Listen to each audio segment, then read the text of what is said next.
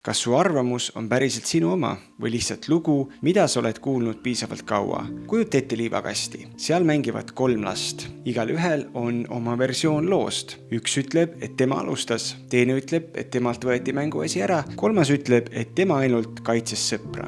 Ja teised kogunevad ümber ning valivad poole, kes on süüdi, kes on ohver, kes on kangelane. Nii sünnib narratiiv. Narratiiv ei ole tingimata vale, aga narratiiv ei ole ka sama, mis fakt. Narratiiv on lugu, mida korratakse seni, kuni see tundub tõena. Ja me elame ajastul, kus narratiivid liiguvad kiiremini kui faktid. Sest inimene ei reageeri kõigepealt faktidele, ta reageerib emotsioonile. Kui mingi lugu tekitab meis viha, hirmu või õiglustunde, siis jõuab tunne kohale enne analüüsi. See ei ole arvamus, see on neuroloogia.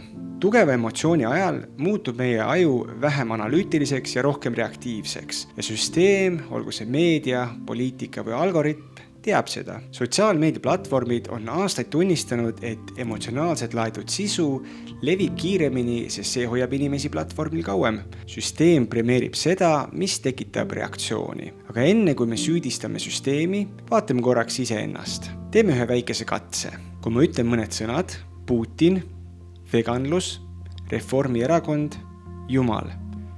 Kas sul tekkis kohe reaktsioon? Kas sul tekkis tunne? Ja sellele tundele järgnes mõte. Mul on sellest kindel arvamus. Kui jah, siis märka midagi. Reaktsioon tuli enne analüüsi.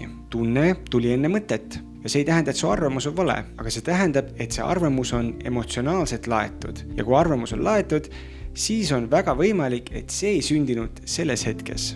See kujunes ajas, lugude kaudu, kogemuste kaudu, korduvate sõnumite kaudu. See ei tähenda, et see pole sinu oma. Aga küsimus on, kas oled kunagi teadlikult uuesti läbi mõelnud? Infoajastul ei ole probleem see, et infot pole. Probleem on see, et emotsioon jõuab kohale enne mõtet. Ja kui emotsioon juhib, siis narratiiv võidab. Aga igas olukorras on üks lühike paus. Enne jagamist, enne kommentaari ja enne poole valimist. Enamik meist ei märka seda pausi. Me reageerime. Aga kui sa selle hetke ära tunned, siis tekib võimalus valida. Kas ma reageerin tunde pealt või ma tahan päriselt aru saada? Kas ma tahan olla kellegi poolt või ma tahan näha tervikpilti?